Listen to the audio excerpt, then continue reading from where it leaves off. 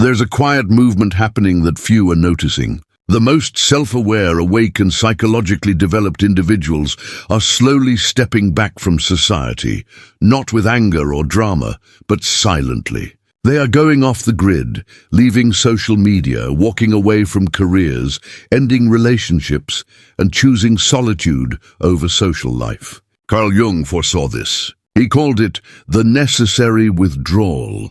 When someone reaches a high level of psychological awareness, taking part in collective unconsciousness becomes not just emotionally but physically uncomfortable, a true psychological and somatic strain. I'm about to explain why Jung believed this retreat is not only inevitable for awakening individuals but essential. As awareness deepens, one's ability to endure ordinary society weakens. And this is not spiritual avoidance or escapism. It is the psyche's survival response when surrounded by widespread unconsciousness. If you've been drawn to step back, to disappear, or to leave much of it behind, Jung would say you are not antisocial. You are becoming too conscious for the collective framework. Here's the core of Jung's insight. Society depends on collective unconsciousness. Shared illusions, mass projections, and agreed-upon shadows are not flaws in the system. They are the system itself. It functions only when people engage unconsciously. The moment someone truly wakes up, not just mentally but psychologically, they disrupt the pattern. They begin to see the projections others are living through, the shadows they are avoiding, and the unconscious games they are playing. And once you see it, you cannot unsee it. Jung lived this himself. As his awareness grew, he found ordinary social interaction increasingly difficult. Not out of superiority, but because he felt awake in a room full of people still asleep. Every conversation required him to act as if he didn't see what he saw, didn't know what he knew, and didn't sense what was happening beneath the surface. This is the burden of consciousness.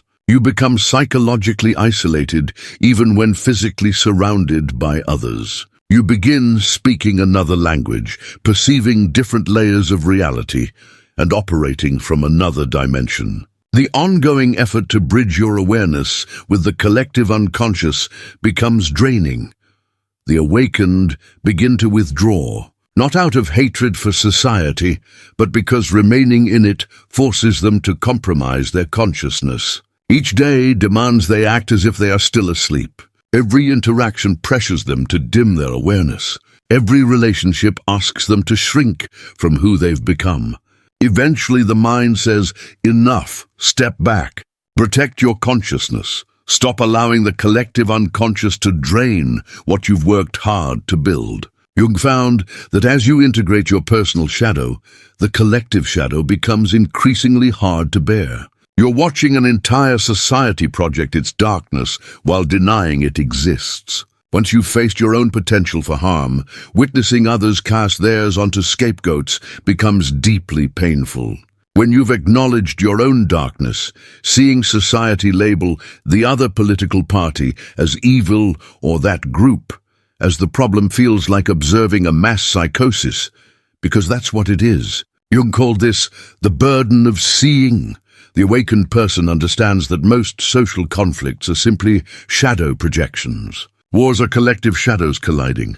Political divisions are mass projections. Social media outrage is collective shadow energy looking for targets. Once you see this, participation becomes impossible. You cannot join a mob once you recognize it is chasing its own shadow. You cannot choose sides when you understand both are projecting. You cannot engage in collective blame when you know it is rooted in collective unconsciousness, so you withdraw, not out of superiority, but from psychological necessity. One of Jung's students described it well. I once had strong political opinions. Then I integrated my shadow and saw my views were largely projections. Now when I watch political debates, I see two groups fiercely projecting their unconscious material at each other, while calling it justice or truth. I can't take part anymore. It feels like entering a shared delusion. Here's what is really happening. The awakened aren't just seeing the collective shadow, they're also feeling it.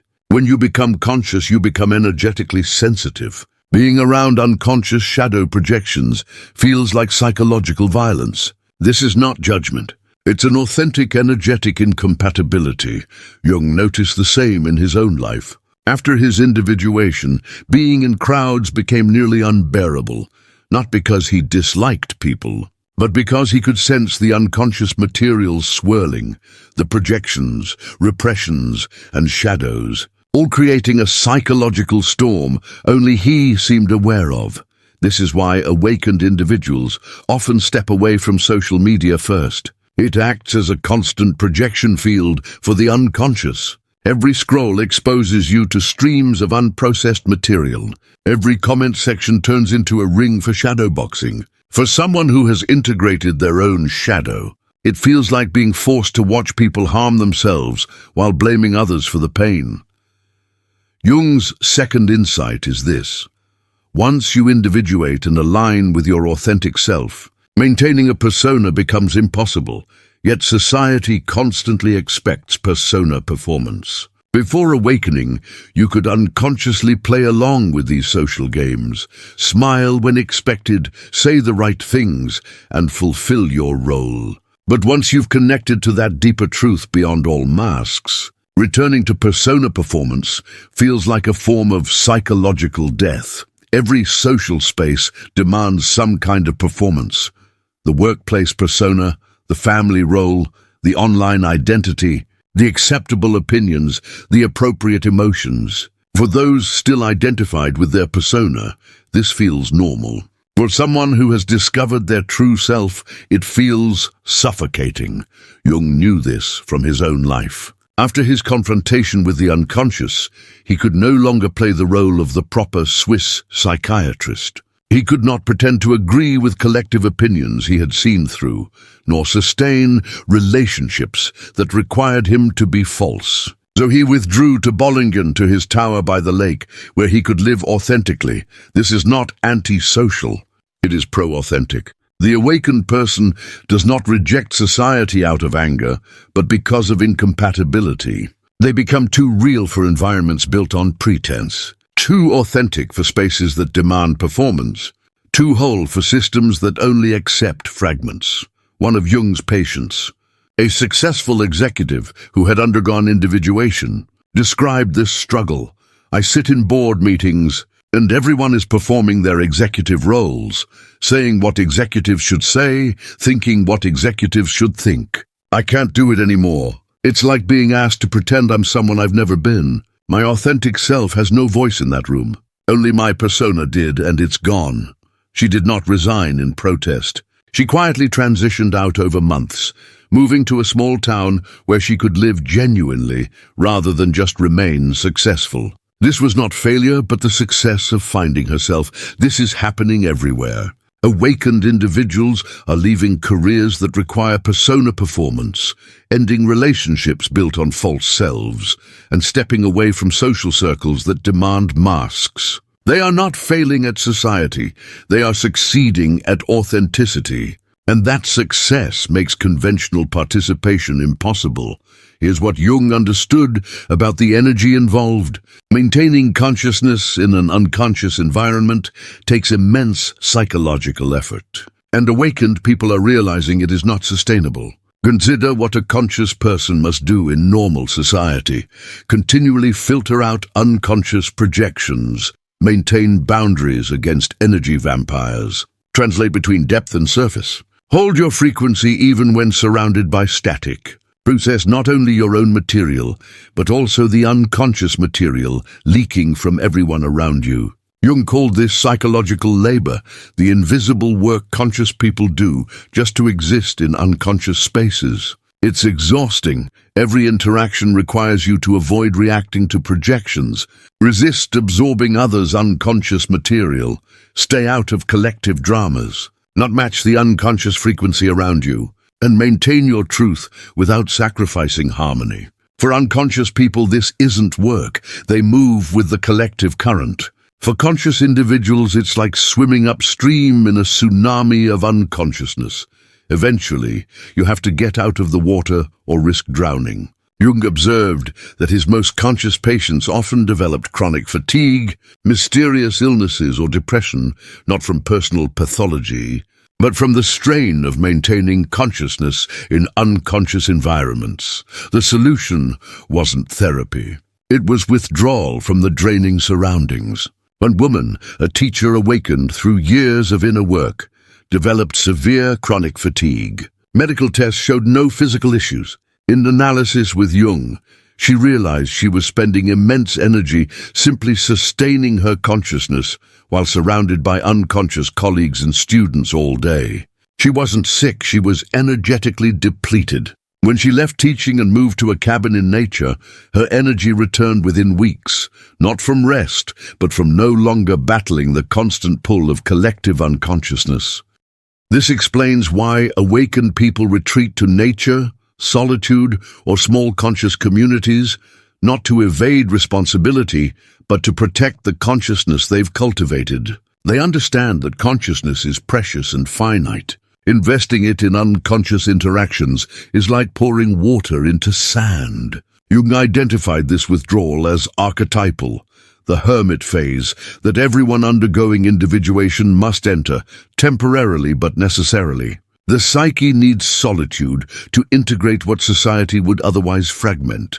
The hermit archetype isn't misanthropy. It's psychological necessity. When you're transforming deeply, you need distance from influences that pull you back into old patterns. You need silence to hear your inner voice, and solitude to integrate insights without interference. Jung himself experienced profound hermit phases. His years at Bollingen weren't leisure. They were essential for developing individual consciousness. He needed separation from collective projections to understand his own depths. This is what's happening with awakened people today. They aren't disappearing due to weakness or antisocial tendencies. They're following an archetypal path required by individuation. The hermit phase allows the shadow to integrate without social pressure, the self to emerge without persona demands, and inner wisdom to develop without outer noise. Psychological transformation can occur without interruption, but Jung emphasized the hermit phase isn't escape, it's preparation. The awakened person withdraws not to abandon society, but to cultivate what society will ultimately need. They're gestating wisdom, integrating truth, becoming what Jung called aquarium fish, beings adapted to depths others cannot reach. One of Jung's analysans, a philosopher, disappeared from academia for 3 years. Everyone assumed he'd broken down. He hadn't. He had a breakthrough. In solitude, he integrated insights impossible to achieve while maintaining his academic persona. When he returned, he brought with him ideas that were truly transformative.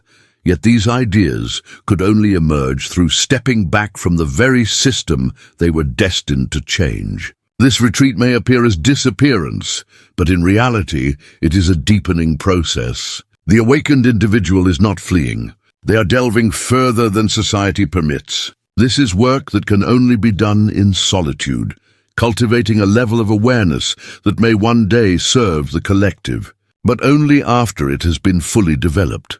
Jung's final insight offers reassurance. Those who step away do not remain gone forever. When they return, they do so in a different way, not to participate in unconscious patterns, but to bring awareness to those prepared to receive it. The awakened follow a journey of withdrawal, transformation, and eventual return, bringing gifts with them. Yet their return is not to the familiar mainstream, but to the edges and margins, places where consciousness can exist without compromise. Jung described such people as border dwellers, present, but not fully participating, accessible but not absorbed. They may return as artists, creating from authentic depths, healers supporting individuals who are ready to awaken, teachers working with small groups of seekers, or writers offering maps to guide others beginning their own withdrawal. But they do not return to the mainstream. They cannot. Once you have individuated, you cannot reverse the process. Once you are conscious, you cannot pretend to be unconscious. Once you have found your true self, you cannot live from a false persona. Jung observed this pattern repeatedly. His patients who truly individuated rarely resumed their previous lives. Instead, they built new ones, simpler, quieter, and more authentic. They discovered ways to contribute without sacrificing their awareness. They learned to give without being depleted. One patient, a therapist who withdrew for 2 years, returned not to traditional practice, but to working with a small group of people undergoing spiritual crises. She could no longer offer general therapy, only guidance to those experiencing what she herself had lived through. Her practice was small but deeply meaningful. She became invisible to mainstream society, yet a lifeline for those awakening. This is the model. Awakened individuals stepping away from mass society and re-emerging in conscious pockets. They create parallel structures, build alternatives, and offer depth to those who seek it while remaining invisible to those who do not. Jung saw this as evolution in motion. Not everyone awakens at once. The pioneers withdraw first, creating new spaces, and then act as beacons for the next wave. What appears to be abandonment is actually the architecture of collective awakening, a preparation for what is to come. Here is Jung's full picture of why spiritually awakened people disappear.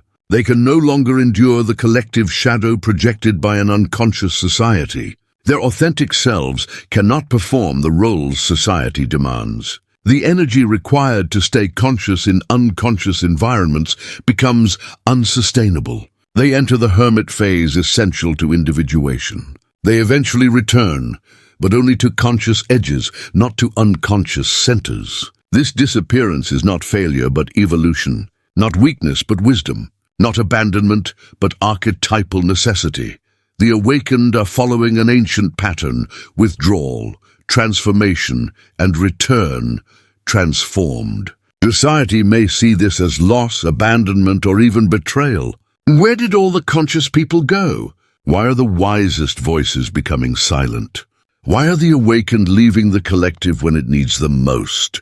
Jung's answer: they are not abandoning the collective, they are preparing something for it. In their withdrawal, they are developing what collective consciousness is not yet ready for. In their disappearance, they are creating spaces for others to step into. In their silence, they are shaping words the collective cannot yet hear. If you feel the pull to step back, Jung would remind you this is not escapism or spiritual bypassing. It is a psychological necessity.